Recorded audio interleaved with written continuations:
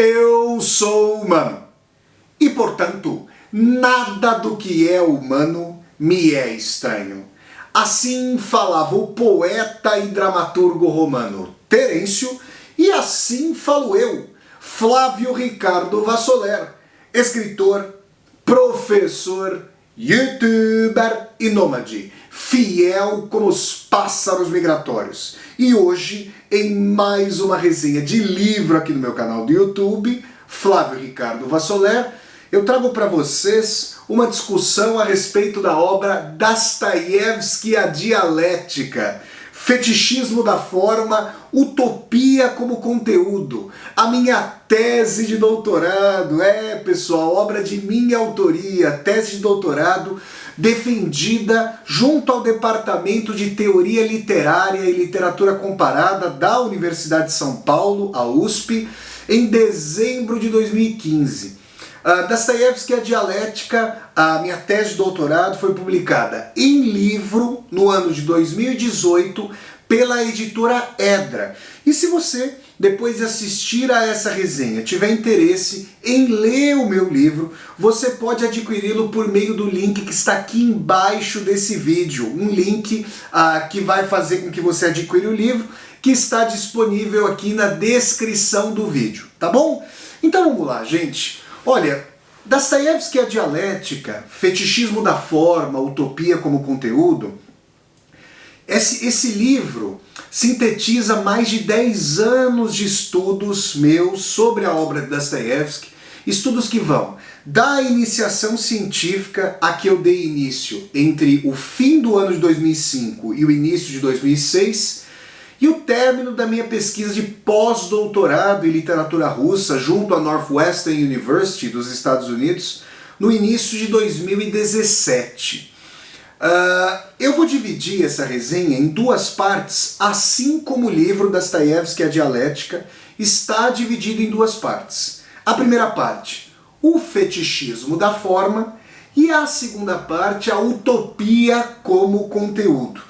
E essas duas partes, em termos bastante panorâmicos, dão conta de diferentes momentos das minhas interpretações sobre a obra de Dostoiévski. Eu vou chamar aqui a primeira parte de Dostoiévski, A Dialética, Fetichismo da Forma, como um momento mais vinculado às questões da teoria literária, da estética, às discussões sobre Dostoiévski artista, sobre Dostoiévski construtor de uma arquitetura estética. Na primeira parte, Fetichismo da Forma, eu procuro responder a uma questão que o crítico literário e filósofo da linguagem russo Mikhail Bakhtin deixou aberta, e aliás declaradamente aberta, na sua obra Problemas da Poética de Dostoiévski. Vale a pena assistir à resenha que eu já fiz sobre Problemas da Poética de Dostoiévski aqui no meu canal do YouTube. Se você ainda não viu essa resenha, basta procurá-la na mesma playlist de que faz parte esta resenha sobre Dostoiévski, A Dialética. É uma resenha sobre Problemas da Poética de Dostoiévski. Ali, em Problemas da Poética de Dostoiévski, Bakhtin fala sobre a construção dostoiévskiana do romance polifônico integral. Vale a pena, então, assistir a essa resenha, porque ela traz uma série de pressupostos que ajudarão a todas e a todos a compreenderem os desdobramentos das minhas discussões na tese de doutorado. Bakhtin, como eu digo na minha tese, como disse na resenha sobre Problemas da Poética de Dostoiévski, entreviu que Dostoiévski construía personagens que eram potencialmente livres em relação ao próprio plano autoral total. E nessa medida, as personagens tinham uma autonomia tamanha a ponto de questionarem as próprias premissas de Dostoiévski. Sejam elas premissas filosóficas, históricas, políticas, religiosas e assim por diante. Bakhtin estruturava um universo dostoiévskiano em que a palavra das personagens era colocada sempre relacionalmente, sempre para o outro, modulada pelo outro. Dessa dialogia quintessencial, Bakhtin fez surgir, aliás, viu que Dostoiévski fez surgir o romance polifônico das múltiplas vozes, um concerto de múltiplas vozes. Mas ficava emperrado aí o problema da conciliação entre essas múltiplas vozes dissonantes dialógicas e a relação com o todo, com o autor, com o plano autoral, com a arquitetura. É como se nós imaginássemos um edifício que, na construção civil tradicional, tem um centro de gravidade, o seu alicerce. Mas é como se Bakhtin nos pedisse para que nós imaginássemos um edifício com vários centros, um edifício construído para o movimento e não para a estática, para a estabilidade, para a hierarquia dos andares. Ele tentou responder a essa colocação, a essa construção, ele tentou responder à tentativa, digamos, de erigir um sistema antissistêmico, um universo com vários centros, um poliverso, portanto.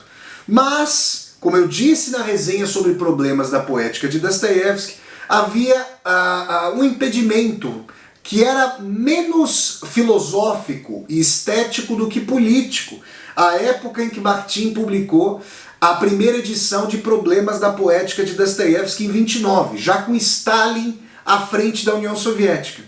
A questão de que Bakhtin não podia fazer uma discussão com a dialética do Marx, por motivos de censura, pelo monopólio da interpretação dialética por parte da liturgia partidária, do Partido Comunista da União Soviética.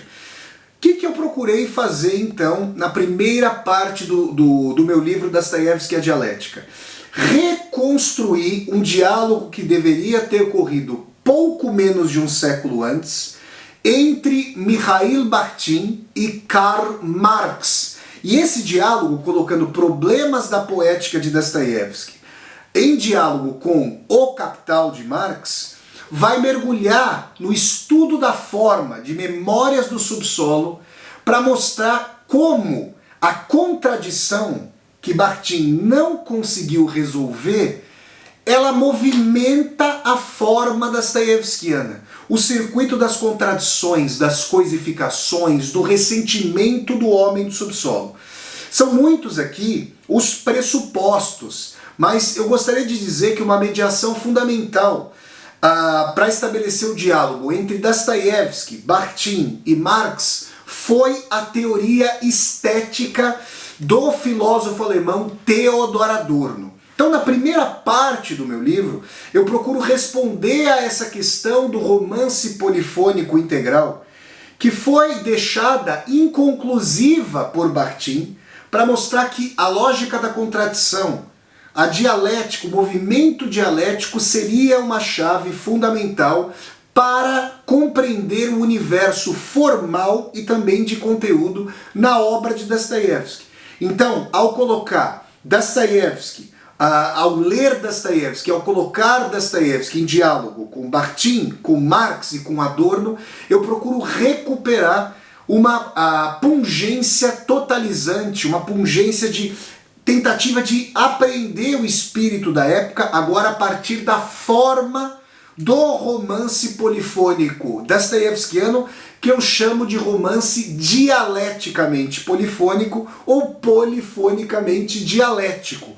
Essa é a primeira parte. E essa primeira parte, ela mergulha, como eu disse, mais nos estudos literários, da teoria literária e da estética, de forma propriamente dita. A despeito de, claro, eu fazer um cotejo entre o movimento da mercadoria nos primeiros capítulos do volume 1 de O Capital de Marx, com o movimento da forma em Memórias do Subsolo.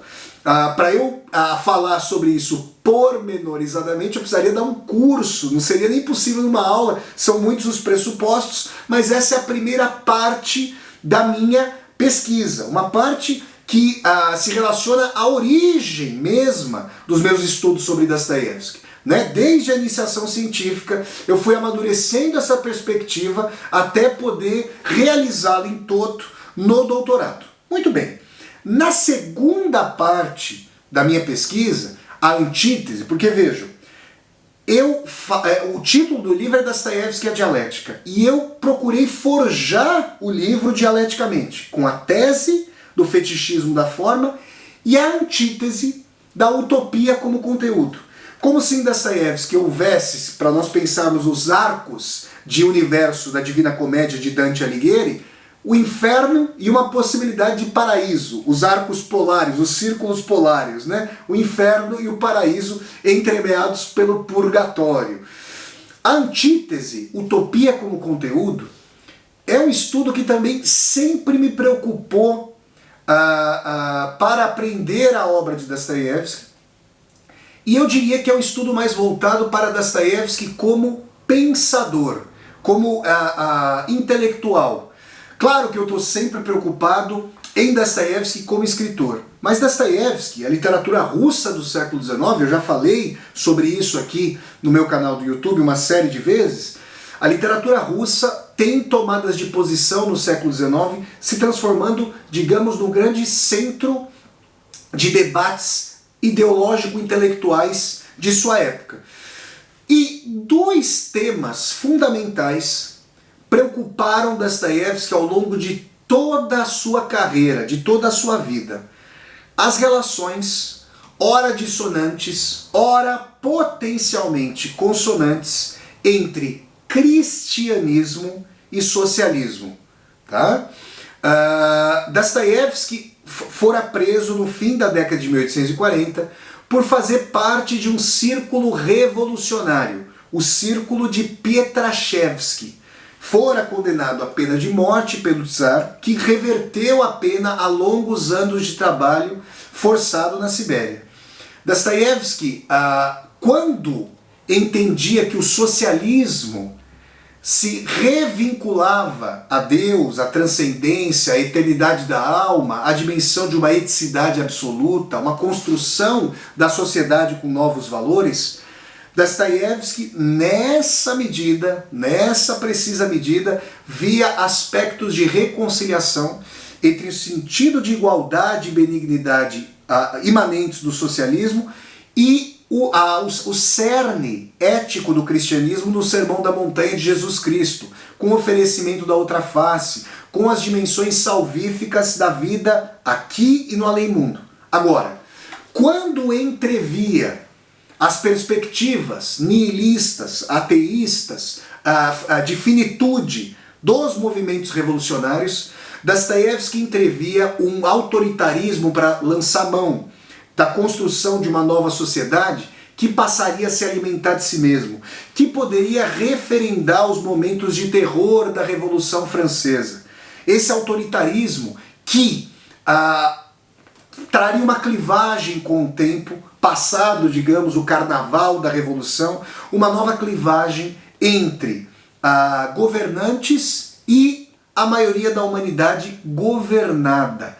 E é interessante que essas especulações de Dostoiévski estão pulverizadas entre várias e várias de suas obras. Então o que eu fiz? Se a primeira parte da minha tese de doutorado, Dostoiévski e a Dialética, o fetichismo da forma, tem 2 capítulos, um capítulo de discussão sobre a polifonia de Bakhtin, a partir de Dostoiévski, e um capítulo de análise de Memórias do Subsolo, colocando Bakhtin e Marx para dialogar, a segunda parte, Utopia como conteúdo, a antítese, a tese da primeira parte, tem 3 capítulos. No primeiro capítulo da segunda parte, que é o terceiro capítulo do livro como um todo, eu analiso os momentos vários na obra de Dostoiévski, seja em suas cartas, seja no ensaio Notas de Inverno sobre Impressões de Verão, seja nos vários romances, então, Crime e Castigo, Os Demônios, o Romance O Idiota, Os Irmãos Karamazov, Memórias do Subsolo, em que Dostoiévski foi trazendo vozes ali para a discussão a respeito das relações entre socialismo e Deus, e finitude, e falta de eticidade ou absoluto. Depois que eu faço esse mapeamento ao longo da obra de Dostoiévski, eu procuro encontrar os momentos em que Dostoiévski mais correlacionou cristianismo e socialismo. E, a meu ver, esses dois momentos são encontrados em dois momentos, em dois lugares totalmente seminais da obra de Dostoiévski. O capítulo 5 do livro 5, Pró e Contra, de Os Irmãos Karamazov, A Lenda do Grande Inquisidor, e o conto O Sonho de um Homem Ridículo. Em O Grande Inquisidor, e aqui, gente, eu estou fazendo um grande panorama porque são discussões aí de fôlego, que pressupõem a leitura dos momentos dostoiévskianos e a reconstrução de seus grandes temas. Em O Grande Inquisidor, Dostoiévski, ao meu ver, faz uma filosofia da história que seria movimentada pelas relações de tese e antítese em busca de uma síntese envolvendo cristianismo e socialismo. E essa filosofia da história, esse grande panorama que eu aproximo da filosofia da história de Georg Hegel, do grande filósofo alemão Georg Hegel, com a história fazendo um sentido emancipatório, libertário, essa análise, essa apreensão, esse panorama do movimento da história para Dostoiévski parte das 3 tentações a que Jesus Cristo foi submetido no deserto.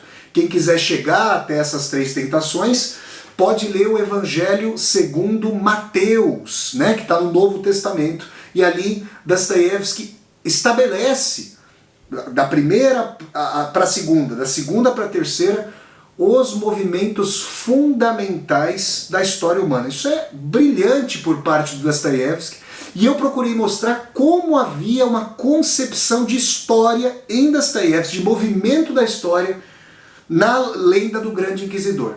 Depois que eu fiz o sobrevoo, depois que eu aprendi as bases maiores do movimento da macrohistória por Dostoiévski, eu tentei descer do helicóptero que me traz o panorama da floresta para aprender o circuito mesmo das árvores, né? Para andar pelo bosque dostoiévskiano, pela taiga dostoiévskiana, para usarmos uma vegetação bem própria da Rússia, da mãe Rússia. Ao analisar O Sonho de um Homem Ridículo, chegou o momento de eu aproximar Dostoiévski de um interlocutor, ele parece muito prolífico para o autor.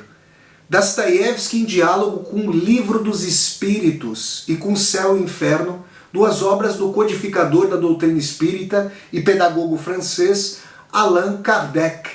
Então, eu procurei mostrar como, depois que nós aprendemos o que significa o movimento da história para Dostoiévski, que é uma reconexão com a divindade, com a transcendência, aquilo que eu vou chamar de cicatrização do espírito, eu procuro analisar no 5º e último capítulo do meu livro como O Sonho de um Homem Ridículo é uma verdadeira jornada de cicatrização do espírito, de reconciliação, algo que perfaz até o paraíso os círculos totais, a trajetória total da Divina Comédia de Dante Alighieri.